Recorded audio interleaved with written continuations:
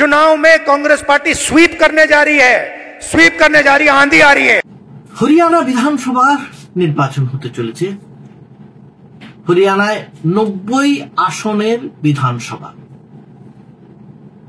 দুবার সেখানে বিজেপি শাসন করেছে এবং এখনো করে চলেছে। এটা তৃতীয়বার হতে পারে তারা যদি জিততে পারে, আর যদি না জিততে পারে তাহলে তাদের আসন হাতছাড়া হবে।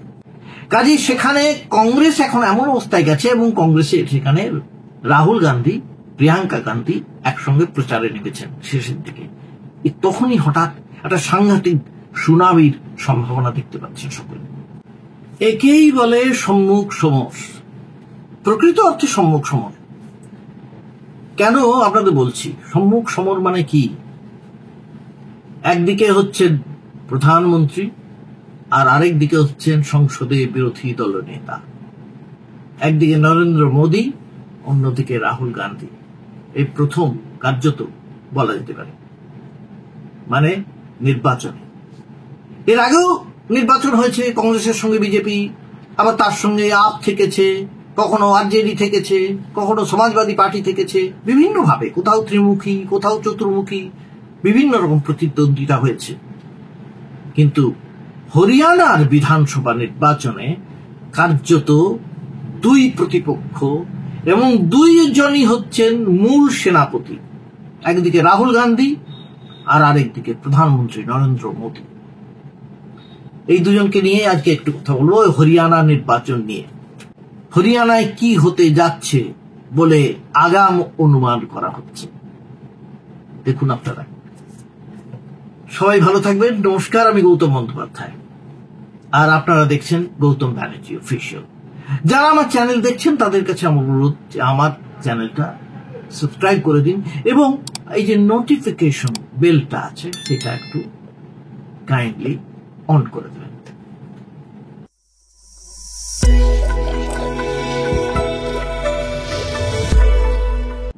হরিয়ানা বিধানসভার নির্বাচন হতে চলেছে। হরিয়ানায় 90 আসনের বিধানসভা, দুবার সেখানে বিজেপি শাসন করেছে এবং এখনো করে চলেছে। এটা তৃতীয়বার হতে পারে তারা যদি জিততে পারে, আর যদি না জিততে পারে তাহলে তাদের আসন হাতছাড়া হবে এবং সেই সম্ভাবনাটা প্রবলভাবে বেড়ে উঠেছে। কেন বেড়ে উঠেছে? বেড়ে উঠেছে কেন তার অনেক কারণ আছে। এখন যেটা দেখা যাচ্ছে যে সেখানে কংগ্রেসের কার্যত সুনামি হতে পারে। আপনারা ঠিক শুনছেন, কংগ্রেসের সুনামি, ঝড় নয়, সাংঘাতিক ঝড় হতে পারে। 90 আসনের মধ্যে কংগ্রেস 60 থেকে 65টা আসন পেতে পারে বলে সম্ভাবনা দেখা যাচ্ছে। যদিও বিজেপি এই সমস্ত উড়িয়ে দিচ্ছে, কিন্তু উড়িয়ে দিলে হবে না। কেন হবে না বলছি, সে কারণগুলো। কি কি কারণ? বহুদিন ধরেই হরিয়ানাতে অ্যান্টি ইনকামবেন্সি চলছে। অ্যান্টি ইনকামবেন্সি মানে সরকার বিরোধিতার একটা হাওয়া চলছিল। এর আগে মুখ্যমন্ত্রী ছিলেন বিজেপির মনোহর লাল খট্টর। মনোহর লাল খট্টর থাকাকালীন ক্রমাগতই বিজেপির গ্রাফ নিচে নামছিল, কারণ তিনি দলের মধ্যেও জনপ্রিয় ছিলেন না এবং দলের বাইরে তো ছিলেনই না। একদিকে তার প্রবল প্রতাপ, যাকে অধ্যত্ত বলে ধরে নিচ্ছিল সকলে। তাছাড়া প্রশাসনিক ব্যর্থতা বিভিন্ন ক্ষেত্রে বারবার উঠে এসেছে। এটা একটা প্রশাসনিক ব্যর্থতা। দ্বিতীয় নম্বর হচ্ছে চাকরির বাজার। চাকরি নেই, কর্মসংস্থান নেই। এক রাজ্য সরকার কিছু করতে পারেনি, আর অন্যদিকে কেন্দ্র সরকারও কিছু করতে পারেনি। রাজ্য সরকার কিছু করতে পারেনি মানে সেখানে কোনো নতুন ইন্ডাস্ট্রি যায়নি, শিল্প যায়নি, কাজ হয়নি। হরিয়ানার লোকেদের বাইরে চলে যেতে হচ্ছে যেন তেন প্রকারেণ কিছু কাজ জোগাড় করতে। এই জিনিস হরিয়ানায় ছিল না এর আগে। এর আগে যখন কংগ্রেস জমানায় এই অবস্থা ছিল না, এটা সকলেই বলছেন। এবং সবচেয়ে বড় কথা, কেন্দ্র এর জন্য কম দায়ী নয়। এই যে কেন্দ্রের যে অগ্নিবীর প্রকল্প ছিল, অগ্নিবীর প্রকল্প আমরা জানি, সে অগ্নিবীর প্রকল্প সেখানে গিয়ে সম্পূর্ণ মার খেয়েছে। অগ্নিবীর প্রকল্প নিয়ে সকলে ক্ষেপে লাল, কারণ হরিয়ানায় প্রচুর ছেলে মেয়ে সেনাবাহিনীতে যোগ দিত।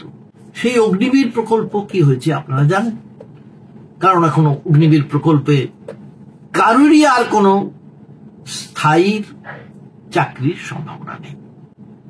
একদিকে অগ্নিবীর প্রকল্প ব্যর্থ হয়েছে, দ্বিতীয়ত হচ্ছে কৃষি আইন, তিনখানা কৃষি আইন নিয়ে হরিয়ানার যে জাট সম্প্রদায়, শুধু জাট নয় কিন্তু কৃষকদের মধ্যে শুধু জাট নেই, জাট ছাড়াও অন্যান্য বিভিন্ন জাতি উপজাতির মানুষরা সেখানে আছেন, কৃষক সম্প্রদায়। এই যে তিনটে বিতর্কিত কৃষি আইন নিয়ে এলো সরকার কেন্দ্র, যা পরে উইথড্র করতে বাধ্য হলো, তিনখানা বিতর্কিত কৃষি আইন বাতিল করতে হয়েছে, উইথড্র করে নিতে হয়েছে, ঠিক কথা।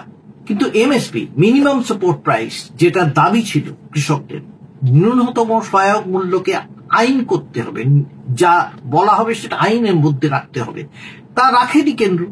ফলে সেই রাগ, সেই ক্রোধ, সেই ক্ষোভ কিন্তু আজও আছে, ক্ষোভ প্রশমিত হয়নি। আর তৃতীয়ত হচ্ছে এই যে কুস্তিগীরদের, ভিনেসের কথা আমরা জানি, ভিনেস ফোগাতের কথা জানি, এই তিনটে ব্যাপারেই যাকে বলা হয় হরিয়ানার শ্লাঘাতে লেগেছে, আত্মাভিমানে লেগেছে, এটা সহ্য করতে পারেনি তারা। এবং একই সঙ্গে তারা মনে করছে হরিয়ানার কোনো উন্নতি হয়নি বিজেপির শাসনকালে। বিজেপি চেষ্টা করেছে আপ্রাণ যে যাতে করে চিড়ে ভেজে, কিন্তু চিড়ে অত চট করে ভেজেনি, অত সহজ নয়, জিনিসটা এতটাই খারাপ হয়ে গিয়েছে, উত্তরোত্তর অবনতি হয়েছে। মুখ্যমন্ত্রী বদল হয়েছেন, মনোহর লাল খাট্টারের জায়গায় নায়েব সিং সাইনিকে নিয়ে আসা হয়েছে, কিন্তু তাতেও লাভ হয়নি কিচ্ছু। ওবিসি নেতা হয়েও তিনি ওবিসিদের মধ্যে বিশেষ কোনো ছাপ ফেলতে এখনো পারেননি, এটাই মনে করছেন বিশেষজ্ঞরা। কাজে সেখানে কংগ্রেস এখন এমন অবস্থায় গেছে, এবং কংগ্রেসে সেখানে রাহুল গান্ধী, প্রিয়াঙ্কা গান্ধী একসঙ্গে প্রচারে নেমেছেন শেষের দিকে। তখনই হঠাৎ একটা সাংঘাতিক সুনামির সম্ভাবনা দেখতে পাচ্ছেন সকলে। এমনই অবস্থা, নরেন্দ্র মোদীর যে ম্যাজিক ছিল সেই ম্যাজিক উধাও, যার জন্য নরেন্দ্র মোদীকে ডিফেন্সিভ খেলতে হচ্ছে। এর আগে বরাবরই এই প্রধানমন্ত্রী নরেন্দ্র মোদী নিজেকে ভবিষ্যতের রূপকার হিসেবে সবার কাছে প্রেজেন্ট করতেন, উপস্থাপিত করতেন। এখন তিনি ডিফেন্সিভ খেলছেন, ব্যাকফুটে খেলছেন। তিনি কি বলছেন শুনুন। मैं हरियाणा के सभी भाजपा कार्यकर्ताओं से भी कहूंगा, हरियाणा हांगे का प्रदेश है, पूरा हांगा ला दियो।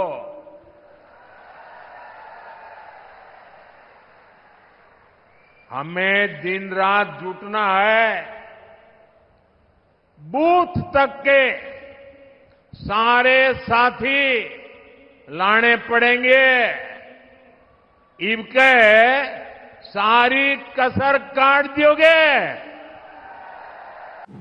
তিনি বলছেন যে তিনি কি কাজ করেছেন এবং কি কাজ করেছেন, তিনি যা বলছেন তার মধ্যে সারবত্তা খুঁজে পাচ্ছে না কেউ।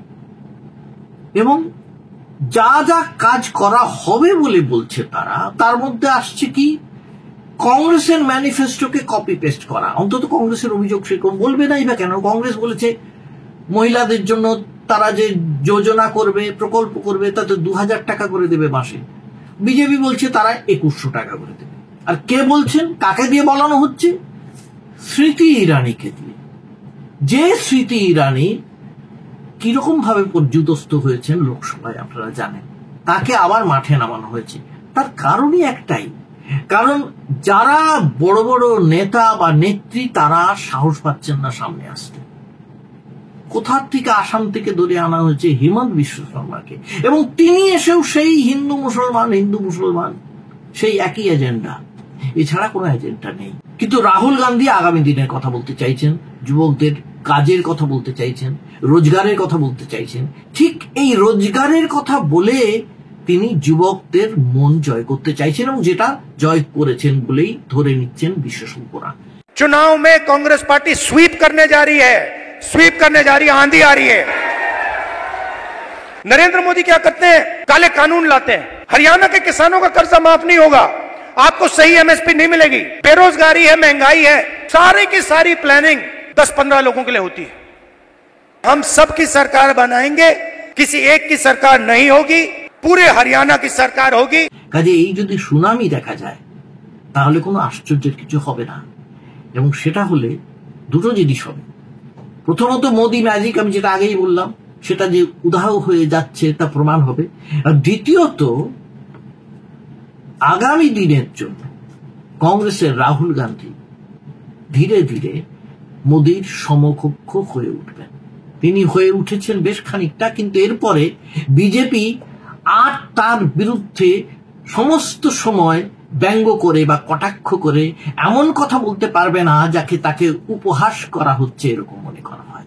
এই কটি কথা বলেই আজকে আমি শেষ করছি। ভালো থাকবেন সকলে, আর আমার চ্যানেলটা সাবস্ক্রাইব করবেন এবং নোটিফিকেশন বেলটাকে অন করে দেবেন।